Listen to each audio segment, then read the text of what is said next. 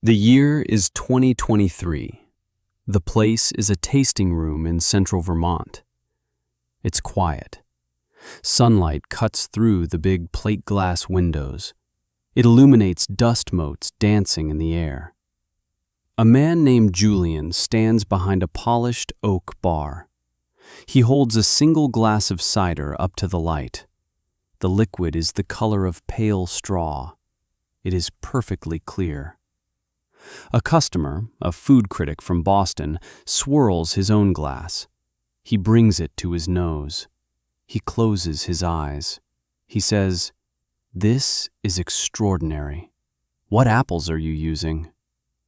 Julian smiles, a small, quiet smile. He reaches under the bar. He pulls out a laminated sheet, a technical specification sheet. It lists Brix levels, tannin structures, malic acid content. At the top of the page is a name, Eleanor Vance, Vance Orchard. Underneath that, in parentheses, it reads, Designated Cull Grade.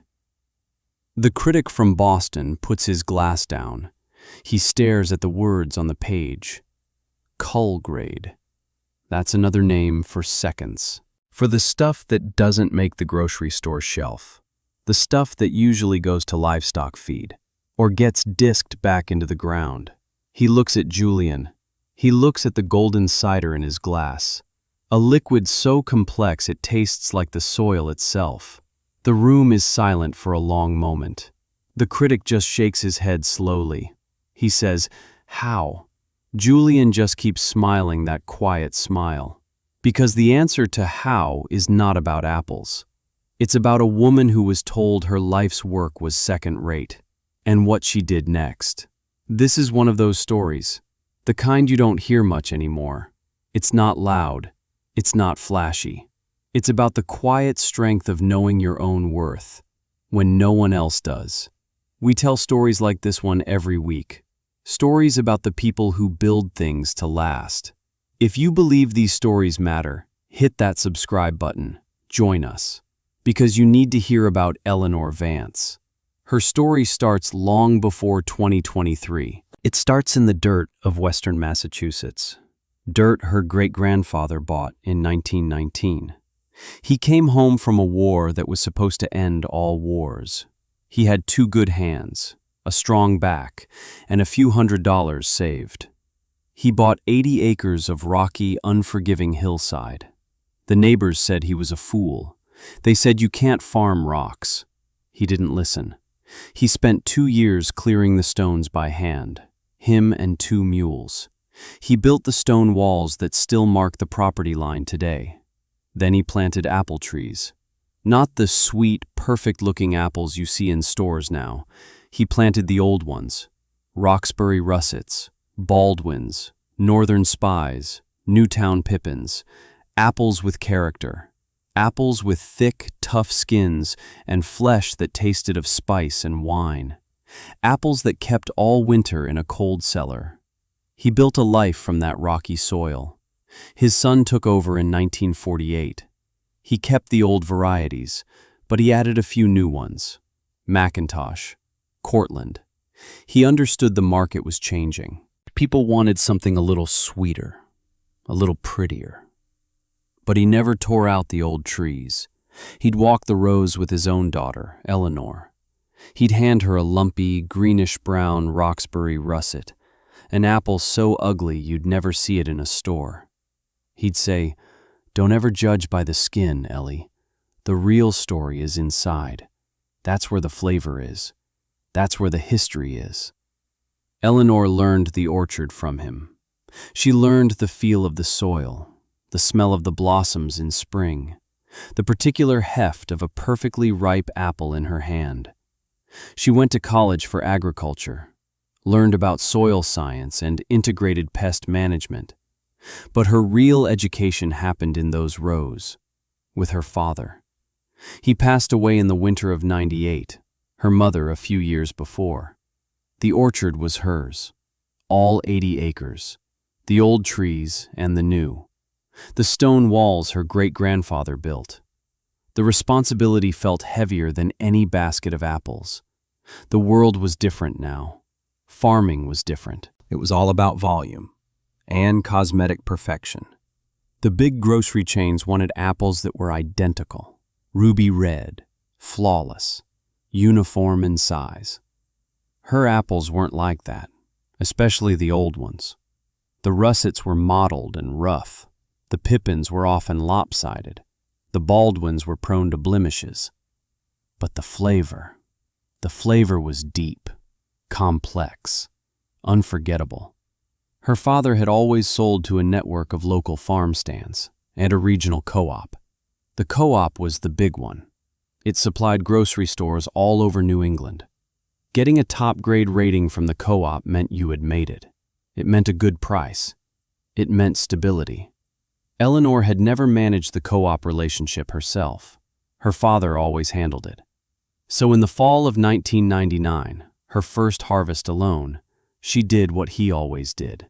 She loaded up the flatbed truck with crates of her best-looking apples. She drove the 45 minutes to the co-op warehouse, a huge, cold, concrete building that smelled of cardboard and ripe fruit. The manager was a man named Frank Peterson. Frank was not a bad man.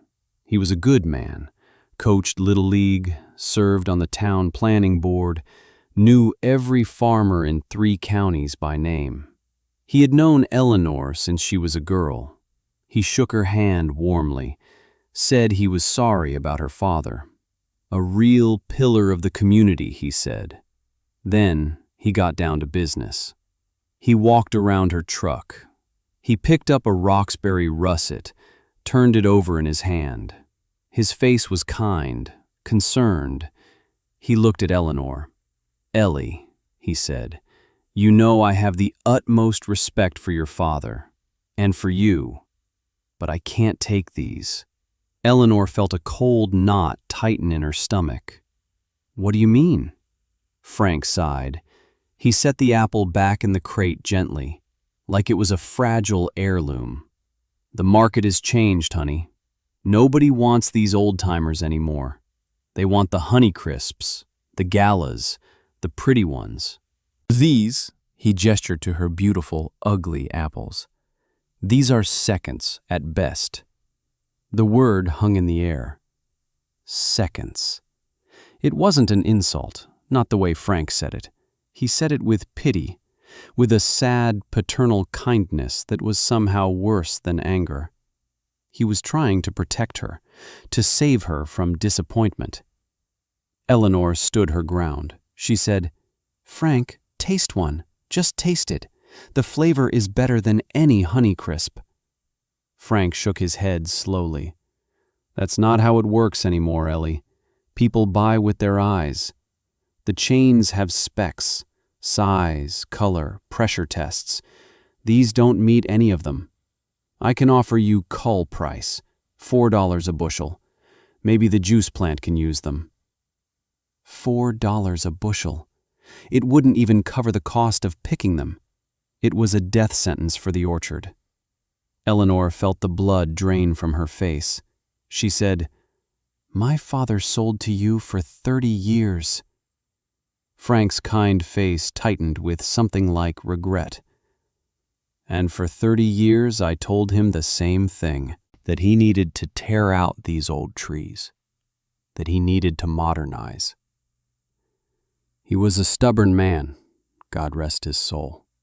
I just don't want to see you make the same mistake.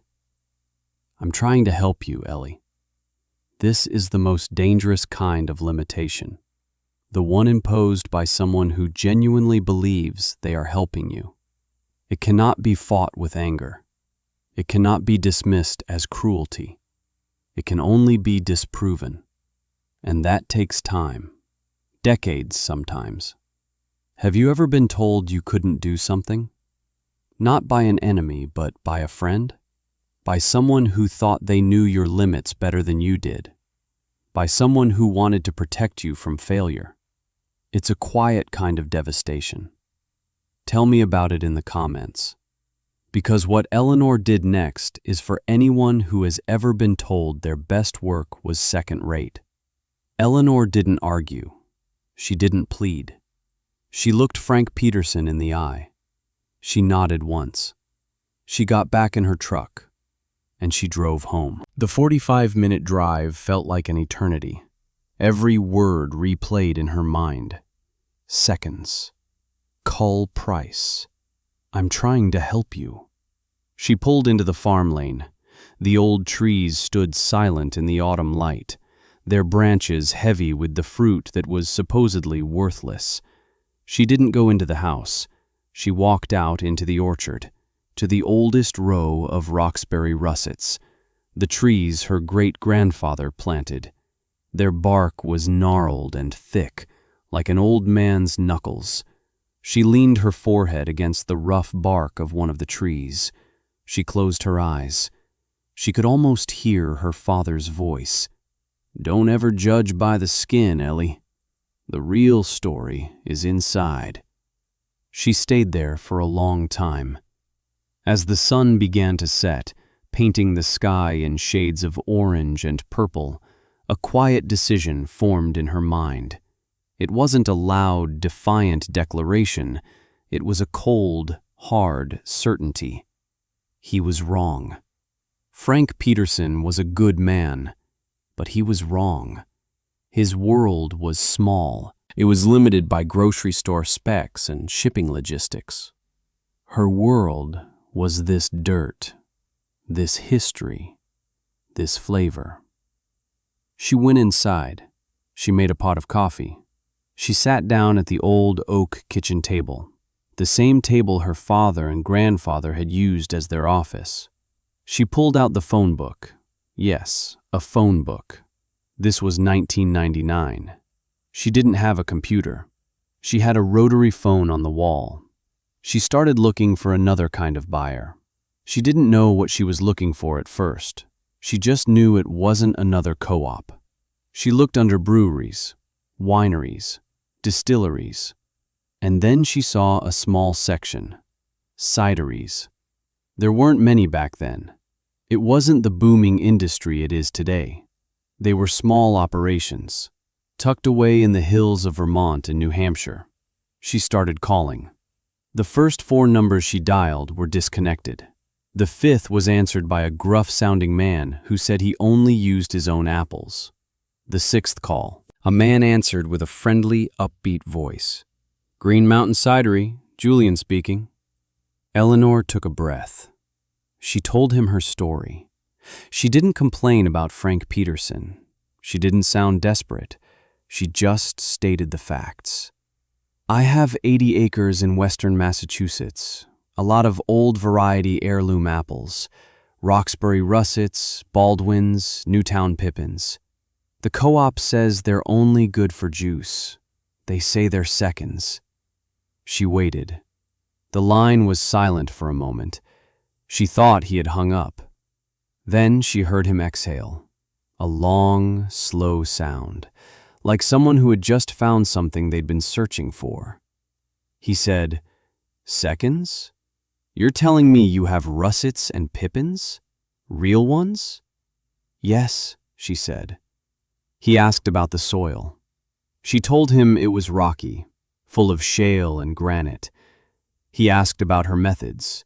She told him she used minimal intervention, let the trees do what they were meant to do. There was another pause. Then Julian said 2 words that changed everything. I'll be there tomorrow. Eleanor was stunned. Tomorrow? You don't even know where I am. He laughed, a warm, genuine sound. Ma'am, for apples like that, I'd drive to the moon. Just give me the address. He was in Vermont, a 6-hour drive, each way. She gave him the address. He said he'd be there by noon. She hung up the phone. The quiet kitchen felt different, charged with a new kind of energy. Hope. It was a fragile thing, but it was there. She spent the rest of the night cleaning, not the house, the barn. She swept the floors. She stacked the empty crates neatly. She wanted everything to be perfect. She was presenting her life's work to a stranger who might be her only chance. The next morning she was up before dawn. She walked the rows. She picked a few of the best examples of each variety. She polished them on her sleeve. She arranged them on the old sorting table in the barn.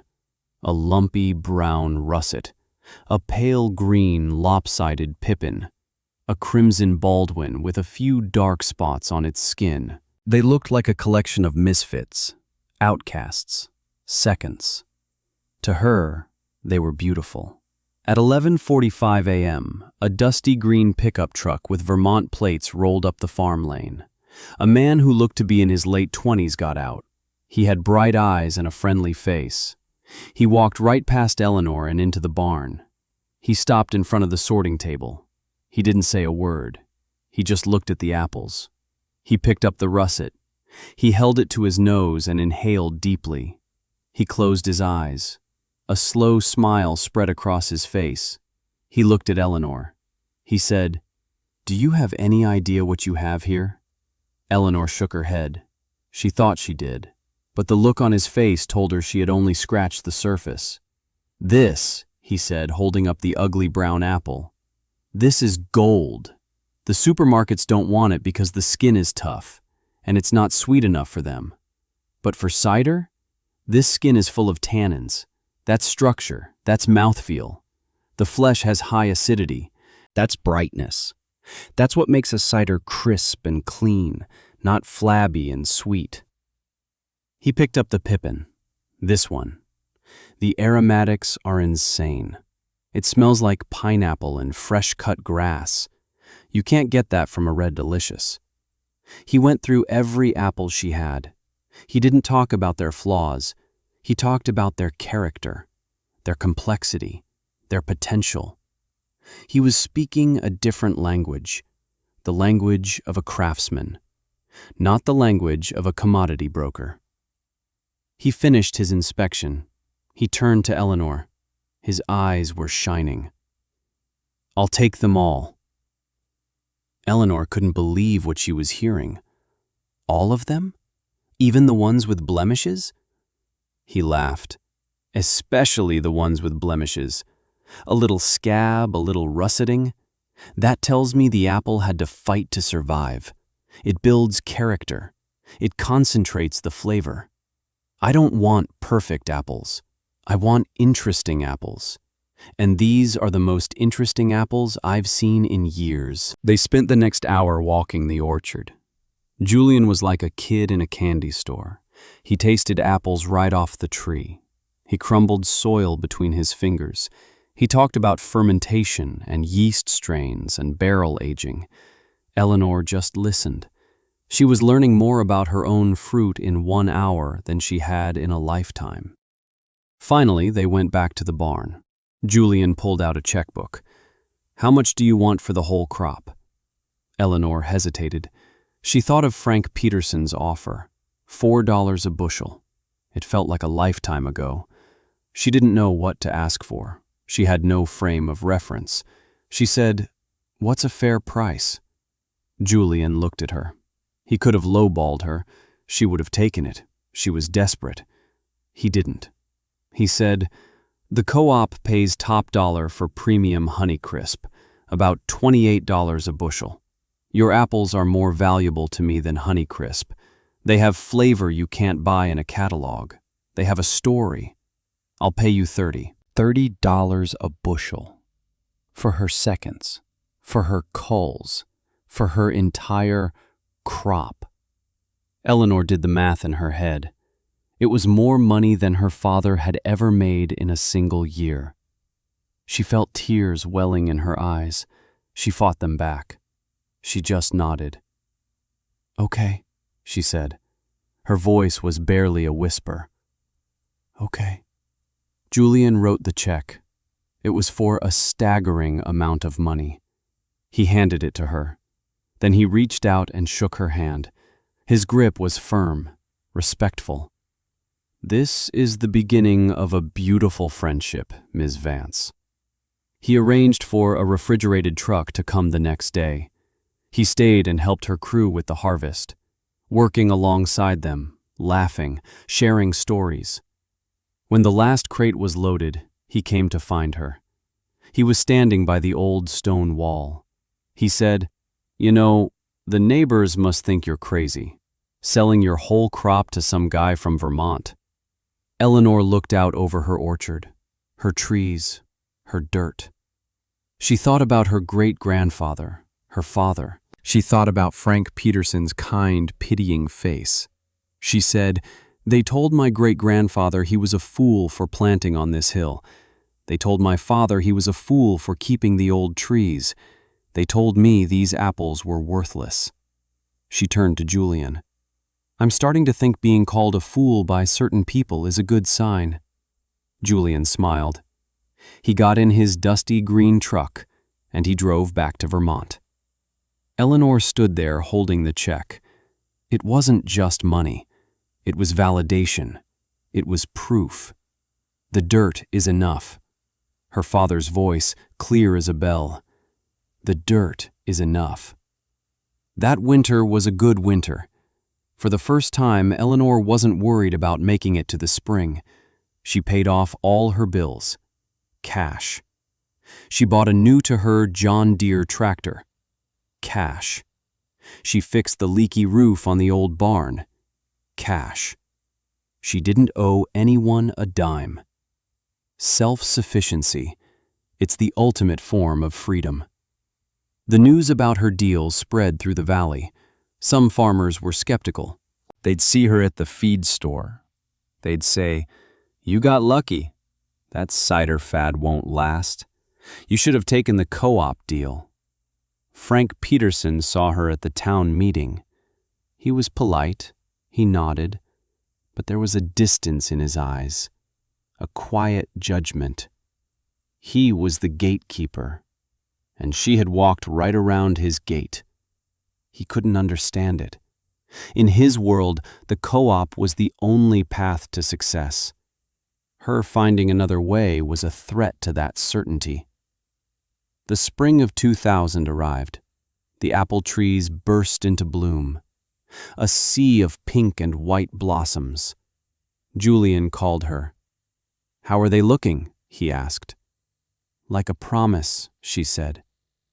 He renewed the contract for the same price, $30 a bushel, for the entire crop. And so it began. A rhythm, a partnership. A quiet revolution on 80 acres of rocky soil. The year 2000. 3,000 bushels of heirloom apples. $30 a bushel. Cash. The year 2001. A late frost hurt the yield. Only 2,000 bushels. Julian didn't complain. He paid the same price. "Nature is the boss," he said. "We're just helpers." The year 2002. Green Mountain Cidery released a new single varietal cider, Vance Orchard Russet. It won a gold medal at a national competition. The description from the judges read, "A cider of stunning complexity with notes of leather, black tea, and beeswax. A testament to the power of terroir and exceptional fruit." Eleanor framed a copy of the review. She hung it in the barn, right next to the gold medal certificate Julian sent her. The year 2005. Eleanor bought the 20 acres of pasture that bordered her property to the north. The farmer was retiring. His kids didn't want it. She paid him his asking price, cash. She didn't plant more apples. She planted pears, old varieties, the kind used for making perry, a type of pear cider. Julian was ecstatic. The year 2008. The financial crisis hit. Farmers all over the valley were struggling. The co-op lowered its prices. Frank Peterson was forced to turn people away. Julian's truck still showed up in October. He handed Eleanor a check, $30 a bushel, same as always. Loyalty, he told her, is not a fair weather commodity. The year 2012. Frank Peterson retired from the co-op. A younger man took his place, a man with an MBA and a belief in analytics. He drove out to Eleanor's farm one afternoon. He had a spreadsheet. He told her the co-op was looking to expand its heritage line. He said he could offer her a premium price for her russets and pippins. He said $22 a bushel. A very competitive offer, he called it. Eleanor listened politely. When he was done, she looked him in the eye. She said, "I have a contract, but it's more than that. I have a partner, a man who saw value here when no one else did, a man who drove 6 hours on a hunch, a man who helped me bring in my first harvest. You're offering me a price. He offered me respect. I'm not for sale." The young man with the MBA didn't understand. He packed up his spreadsheet and left. He probably told his board she was an irrational sentimentalist. He couldn't have been more wrong. She was the most rational person in the valley. She understood the difference between price and value. It was a lesson he had never learned. The years kept stacking up, like cordwood for a long winter. 2015. Eleanor establishes a small nursery, grafting scions from her oldest trees onto new rootstock. She gives them away to young farmers just starting out, for free. She tells them, "Don't let anyone tell you what your work is worth." 2018. Julian's Cidery has grown. It's one of the most respected brands in the country. His ciders are on the menu at Michelin-starred restaurants. Every bottle of Vance Orchard Russet has a small story on the back label. A story about a woman who refused to believe her apples were seconds. One afternoon in late September of that year, a familiar car pulls up to her lane, an old Buick. She recognizes it immediately. It's Frank Peterson. He looks older, thinner. His shoulders are stooped. He gets out of the car slowly. He walks over to where she's standing by the barn. He doesn't look at her. He looks at the rows of old, gnarled trees. He's holding a bottle in his hand, a bottle of Vance Orchard Russet cider.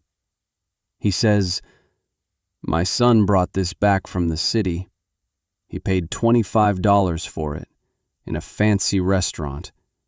He said it was the best thing he'd ever tasted." Eleanor doesn't say anything. She just waits. Frank finally turns to look at her. There are tears in his eyes. "I was wrong, Ellie." He says it so quietly she can barely hear it. "I was so sure I was right. I was so sure I was helping you. I thought I was protecting you from a mistake your father made. But he wasn't the fool. I was." This is the moment, the reckoning, the quiet triumph. Eleanor could have said 1,000 things. She could have reminded him of his words, seconds, cull price. She could have gloated. She could have enjoyed his shame. She didn't. She was not built that way. She looked at this old man, this man who had, in his own way, shaped her life. His certainty had forced her to find her own. His closed door had forced her to build her own gate. She just nodded. She said, "You did what you thought was right, Frank. That's all any of us can do." Then she did something remarkable. She said, "Would you like a tour? I've put in some new pear trees you might like to see." And for the next hour, she walked her old adversary through her orchard. She showed him her success, not as a weapon, but as a lesson, a quiet, gentle lesson in the difference between perception and reality. When he left, he shook her hand. He said, "Your father would be so proud." Eleanor watched him drive away. She knew he was right. Her father would be proud. Not because of the money, not because she had proven someone wrong, but because she had never, not for 1 second forgotten the most important lesson. The real story is inside. It's 2024 now. Eleanor Vance is in her 70s. She still works the farm. She walks the rows every morning. Her hands are gnarled now, like the bark of her oldest trees. The partnership with Julian is in its 25th year. His son is learning the business now. He comes down to the farm with his father. He listens to Eleanor tell stories about the trees. He is learning that cider is not just fermented juice. It is agriculture. It is history. It is a relationship between a person and a piece of land. The legacy is more than just a successful farm. It's a change in thinking. Other small orchards in the valley, ones that were struggling, have started selling to other craft cideries. They're planting the old varieties again. They call them cider apples now, not seconds. Words matter. Labels matter. The co-op even has a heritage cider program. They pay a premium for the ugly apples they once called culls. They had to. The market demanded it.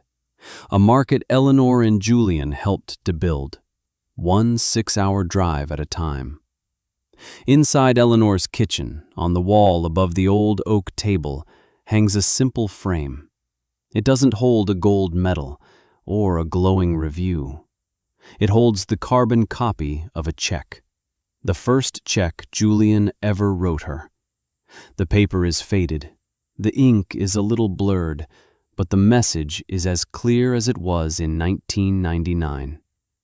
It's a physical artifact, a testament to a moment when one person's belief outweighed a whole system's doubt.